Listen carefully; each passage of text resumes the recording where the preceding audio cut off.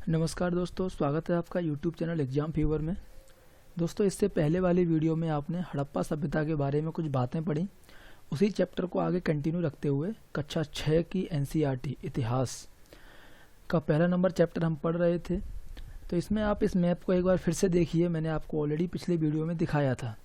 ये वो जगह हैं, मुख्य जगह, जहाँ पर हड़प्पा या फिर सिंधु घाटी सभ्यता के कुछ प्रमुख स्थल हैं।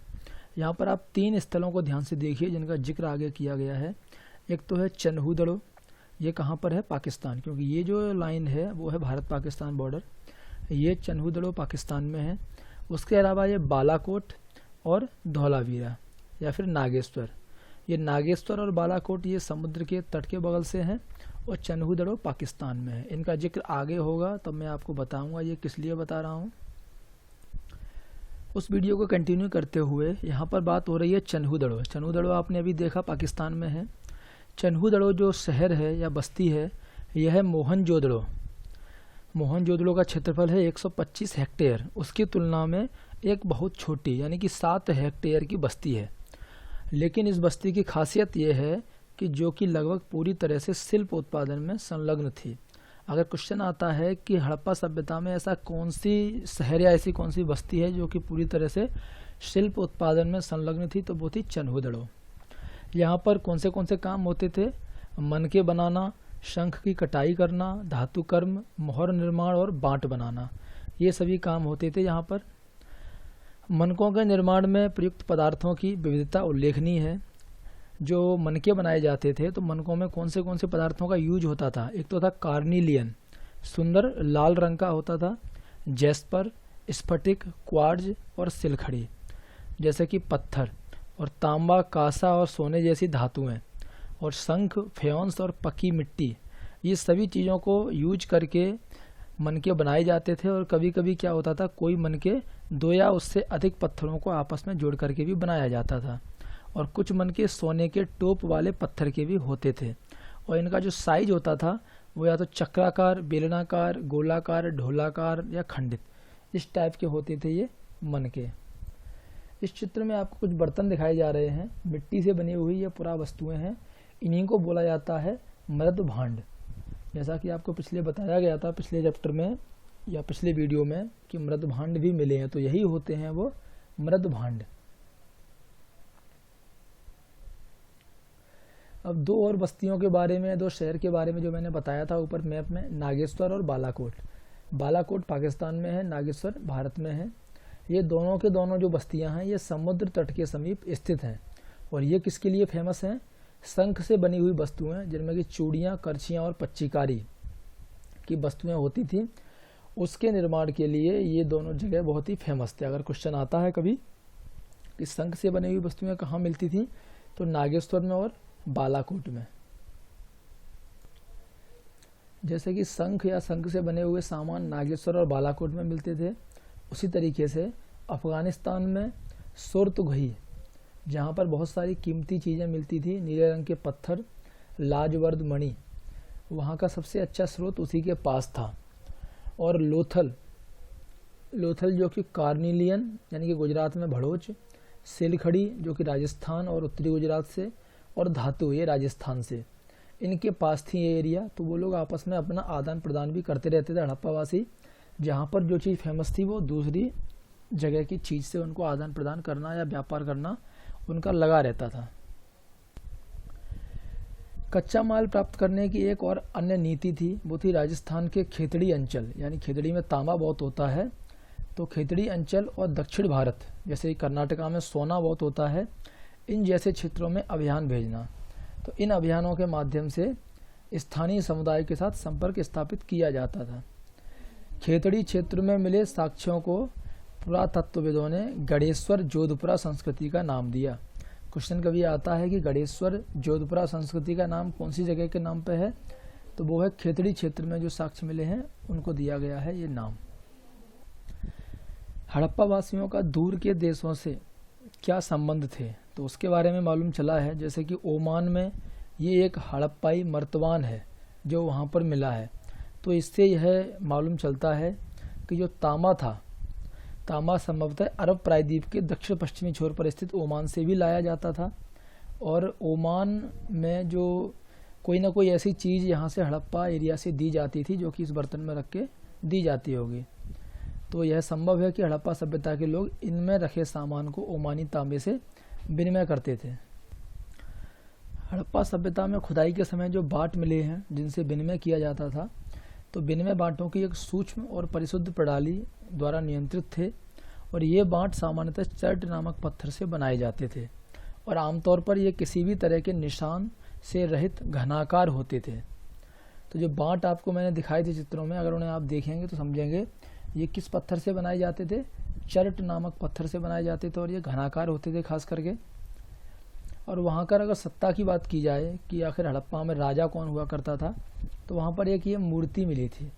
इस मूर्ति को देख करके लगता था, उसको जो पुरातत्वविदों ने जो बोला है कि एक पुरोहित राजा है, लेकिन यह सब एक अंदाज़ा है कि उन्होंने बोला है कि हो सकता है कि उस समय जितने भी अलग अलग शहर थे या तो उनके अलग अलग राजा हुआ करते होंगे या फिर इन पूरे के एक ही राजा होंगे, क्योंकि पूरे के पूरे हड़प्पा सभ्यता में एक ही तरीके के घर बनाने का तरीका, एक ही तरीके का स्टोरेज करने का तरीका, नालियाँ, ये सभी एक चीज़ जैसी हैं, तो लगता है कि एक ही राजा होगा।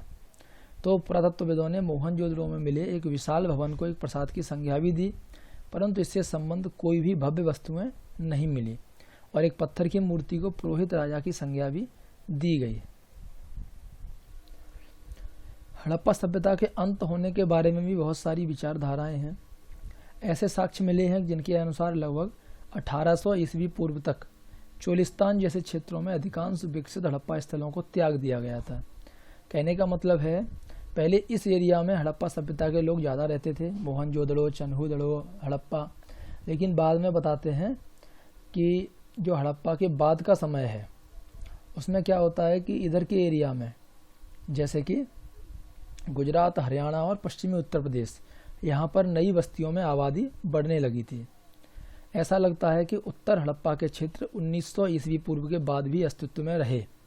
कुछ चुने हुए हड़प्पा स्थलों की भौतिक सांस्कृतिक में बदलाव आया और इस तरीके की जो नई संस्कृति पैदा हुई थी जो बाद में उत्तरी वो गुजरात, हरियाणा और पश्चिमी उत्तर प्रदेश में, तो इन संस्कृतियों को उत्तर हड़प्पा या फिर अनुवर्ती संस्कृति कहा गया। क्योंकि उस सभ्यता के समाप्त होने के बारे में बहुत सारे तर्क हैं। किसी ने व्याख्या दी है कि जलवायु परिवर्तन की वजह से या वनों की कटाई की वजह से या अत्यधिक बाढ़ या नदियों के सूख जाना या फिर नदियों का मार्ग बदल लेना और भूमि का अत्यधिक उपयोग, इस वजह से शायद उन बस्तियों का पतन हो गया हो। लेकिन अभी तक कोई भी इस बात पर प्रूफ के साथ नहीं बोल सकता कि हड़प्पा सभ्यता का पतन कैसे हुआ। हड़प्पा सभ्यता के बारे में आपने जाना, तो अभी जो सबसे मुख्य बात है वो है कि आखिर हड़प्पा सभ्यता की खोज कैसे हुई। तो हड़प्पा सभ्यता की खोज के बारे में एक बात है, वो है कि जब हड़प्पा सभ्यता के शहर नष्ट हो गए तो लोग धीरे धीरे उनके विषय में सब कुछ भूल गए और जब लोगों ने इस क्षेत्र में सहस्राब्दियों यानी कि हजारों सालों के बाद भी जब धीरे धीरे रहना आरंभ किया, तब भी वे यह नहीं समझ पाए कि बाढ़ या मिट्टी के कटाव के कारण या फिर खेत की जुताई के समय या खजाने के लिए खुदाई के समय कभी कभी धरती की सतह पर आने वाली अपरिचित परावस्तुओं का क्या अर्थ लगाया जाए। यहाँ पर कहने का तात्पर्य है कि पहले जब हड़प्पा सभ्यता थी, धीरे धीरे वो सभ्यता जब नष्ट हो गई या लोग वहाँ पर नहीं रहे, उसके बाद जब कभी बाढ़ आई या कोई और जलवायु परिवर्तन हुआ, मिट्टी वहाँ पर कटाव की वजह से जमा होती गई और वह एरिया ढक गई और फिर हज़ारों सालों के बाद जब धीरे धीरे लोग वहाँ पर रहने लगे, तो कभी कभी वो जब खेती करते थे या कुछ और काम करते थे तो उन्हें कभी कभी कोई पुरानी चीज़ें हाथ लग जाती थी। लेकिन किसी ने यह नहीं सोचा कि आखिर इन पुरानी चीज़ों का मतलब क्या है। उसके बाद बात आती है कि भारतीय पुरातात्विक सर्वेक्षण के पहले डायरेक्टर जनरल कनिंघम, उन्होंने 19वीं शताब्दी के मध्य में पुरातात्विक उत्खनन आरंभ किए। तो उस समय जब वो लोग खुदाई करते थे तो खुदाई के लिए कुछ ना कुछ चीज़ों को बेस बनाते थे, चाहे तो वो साहित्य या फिर अभिलेखों को बेस बताते थे कि शायद इस जगह पर अभिलेख मिले हैं तो यहाँ पर कोई कुछ हो सकता है नीचे, तो खुदाई करते थे। तो उन्होंने आरंभिक बस्तियों की पहचान के लिए 4वीं से 7वीं शताब्दी ईस्वी के बीच उपमहाद्वीप में आए चीनी बौद्ध तीर्थयात्रियों द्वारा छोड़े गए वृत्तांतों का भी प्रयोग किया। कनिंघम ने अपने सर्वेक्षण के दौरान मिले अभिलेखों का संग्रहण, प्रलेखन और अनुवाद भी किया उत्खनन के समय वे ऐसी पुरावस्तुओं को खोजने का प्रयास करते थे जो उनके विचार में सांस्कृतिक महत्व की थी। एक अंग्रेज ने कनिंघम को एक हड़प्पाई मोहर भी दी। ये जो मोहर आप देख रहे हैं चित्र में, ये मोहर थी जो कनिंघम को दी गई थी एक अंग्रेज के द्वारा जब खुदाई में मिली थी। लेकिन उन्होंने जब इस मोहर को देखा तो उन्होंने और लोगों की तरह यही माना कि भारतीय इतिहास का प्रारंभ है वो तो गंगा की घाटी में पनपे हुए शहरों के साथ ही हुआ था। तो उन्होंने इस मोहर का रिलेशन ज़्यादा पुराना नहीं लगाया।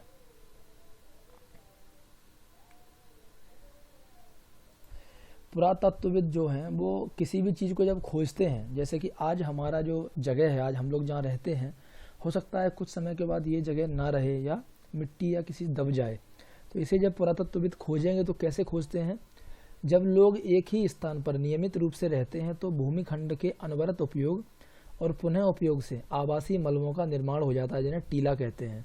जब कोई लोग किसी बस्ती में रहते हैं तो वहाँ पर कचरा या वहाँ पे घरों का मलबा जो भी कुछ रहता है उसकी वजह से टीलों का निर्माण हो जाता है, और यही टीले बाद में खोज करने में काफ़ी सहायता देते हैं।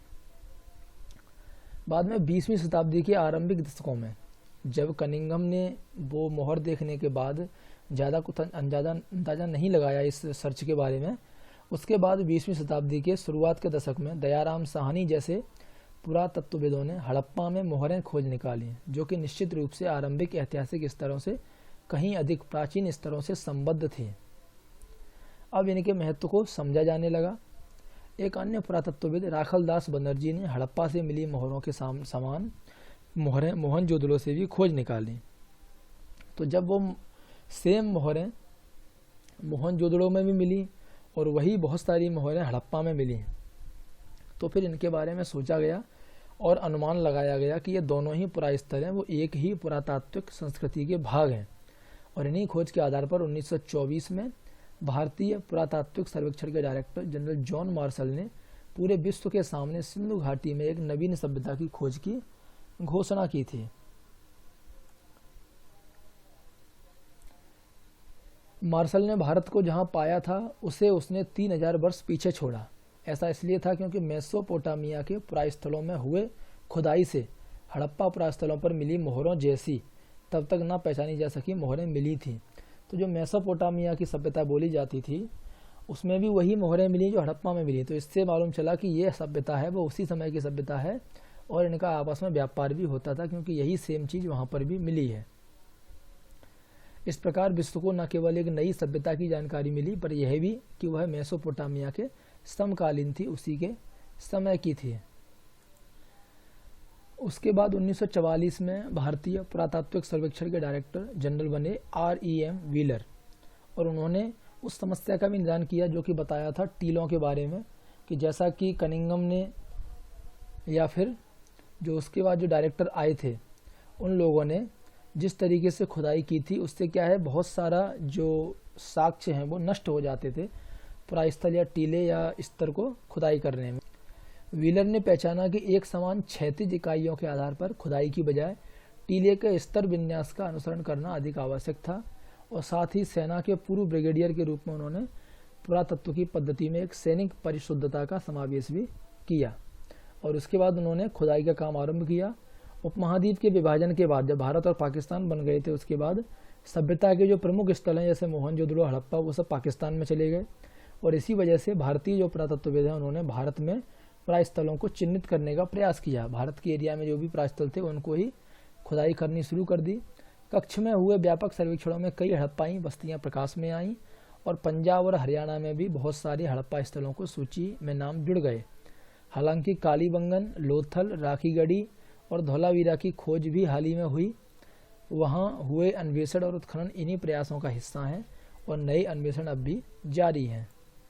यहाँ पर एक वर्गीकरण की समस्या पुरातत्वविदों के सामने बहुत ज़्यादा आई कि जब भी कोई मूर्ति मिली, जैसे कि पहले के समय पर जो भी मूर्ति मिली, उन्हें पुरातत्वविदों ने अपने अनुसार या आज के समय के अनुसार उनको मिला के बता दिया। जैसे कि छोटे छोटे शिवलिंग जैसी मूर्तियाँ मिली तो उन्हें शिवलिंग बता दिया, या फिर कोई पशुओं के साथ किसी देवता की मूर्ति मिली तो उन्हें पशुपतिनाथ या कुछ ऐसे भगवान के नाम दे दिए। लेकिन बाद में धीरे धीरे बहुत सारी ऐसी बातें आईं जो कि बाद में सोचने पर उनकी थिंकिंग को पलटा गया।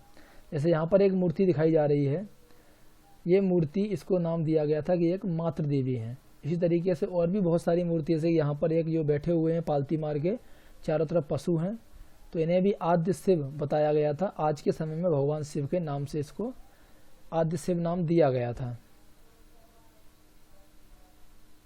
यहाँ पर कुछ छोटे छोटे पत्थर भी मिले थे जिन्हें शिवलिंग भी बोला गया, लेकिन कुछ लोगों ने बोला हो सकता है इन्हें उस समय खेल के लिए भी यूज कर सकते हैं, या फिर हो सकता है ये मोहरें हो। तो रियलिटी में क्या है ये तो शायद ही हमें मालूम चल पाए, या फिर इसकी जो लिपि अभी तक पढ़ी नहीं जा सकी है, कभी पढ़ी जाएगी तब बहुत सारे राज खुलेंगे। लेकिन फिलहाल जो पुरातत्वविदों ने बताया है वही हमें पढ़ाया जाता है। दोस्तों ये तो था चैप्टर नंबर 1। चैप्टर नंबर 1 में दी गई जानकारी काफ़ी अच्छी जानकारी है। हड़प्पा सभ्यता के बारे में बहुत कुछ बताया है इसमें। अगले जो चैप्टर हैं उनमें भी हड़प्पा सभ्यता के बारे में बहुत सारी जानकारियाँ हैं। आपको मैं वीडियो के माध्यम से देता रहूँगा। आपको वीडियो कैसा लगा कमेंट करके ज़रूर बताएं। धन्यवाद दोस्तों।